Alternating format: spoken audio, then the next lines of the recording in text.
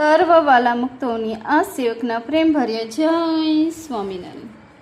સ્વામિનારાયણ હરે સંવત 1877ના માસ સુધી 8મીને દિવસે શ્રીજી માયાશ્રી ગઢરામતી દાદા ખાચરના દરબારમાં શ્રી વાસુદેવ નારાયણના મંદિર આગળ લીમડાના ઉસેઠે ઢોલિયા મધ્યે ઢોલિયા ઉપર આથમને મુખારવિંદે સવારના પહોરમાં બિરાજમાન હતા અને ધોરો ખેસ પહેર્યો હતો ને ધોરી ચાદર ઓઢી હતી ને માથે ધોરો ફેટો બાંધ્યો હતો ને તે ફેટાઓ એક આટે કરીને બોખાની વારી હતી અને તે ભાગ ઉપર ધોરા પુષ્પના હાર બિરાજમાન હતા અને પોતાના મુખારવિંદની આગળ મુનિ તથા દેશ દેશના હરિભક્તની સભા ભરાઈને બેઠી હતી.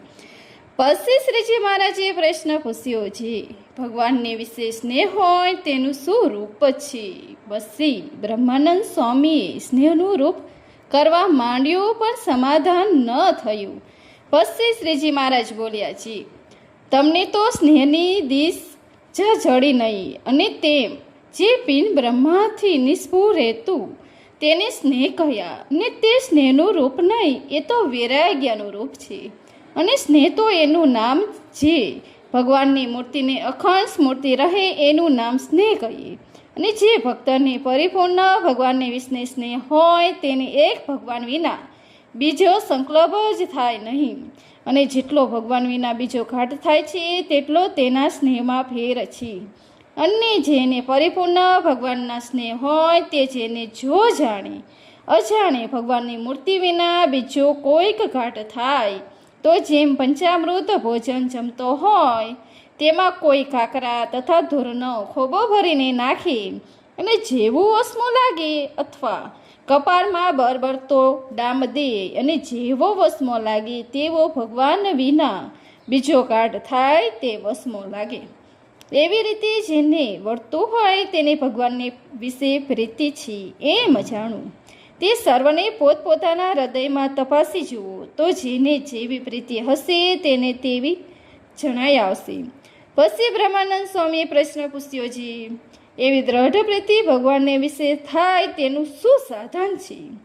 પછી શ્રીજી મહારાજ બોલ્યા છે, સત્પુરુષનો જે પ્રસંગ એ જ પરમેશ્વરને વિશે દ્રઢ પ્રીતિ થવાનું કારણ છે.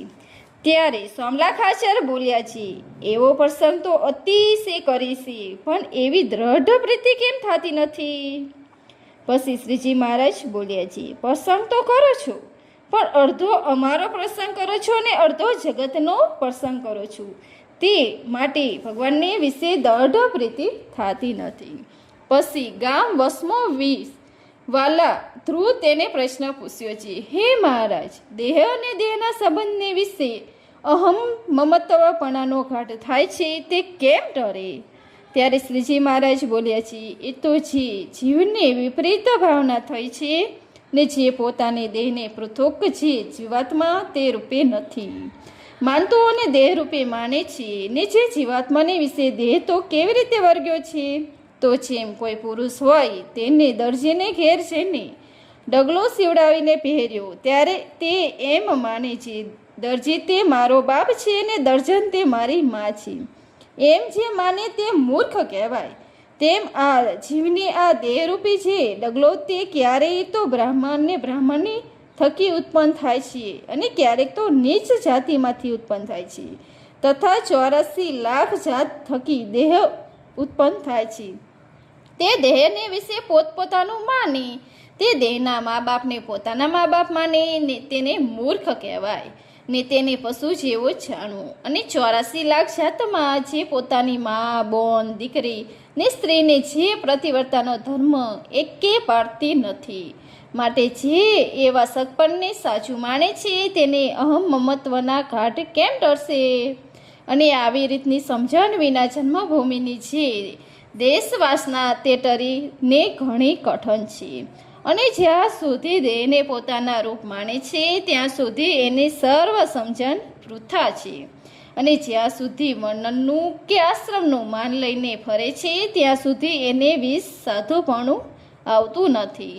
માટે દેહ અને દેહના સંબંધને વિશે અહમ મમત્વનો ત્યાગ કરીને પોતાના આત્મને બ્રહ્મરૂપ માનીને સર્વ વાસનાનો ત્યાગ કરીને સ્વધર્મમાં રહ્યો થકો છે. ભગવાનને ભજે છે તે સાધુ કહેવાય છે, અને જેને એવું સાધુપણું આવ્યું તેને તે પુરુષોત્તમ ભગવાનને કાંઈ સેટું રહેતું નથી. અને બીજું સર્વ થાય પણ એવું સાધુતા આવવી તો ઘણી કઠણ છે, ને એવા સાધુ તો હું જ છું જી. મારે વર્ણાશ્રમનું લેશ માત્ર પણ માન નથી. એવી રીતે શ્રીજી મહારાજ બોલ્યા. તે તો ભક્તને દિશાને અર્થે છે એમ જાણવું, ને પોતે તો સાક્ષાત પુરુષોત્તમ છે.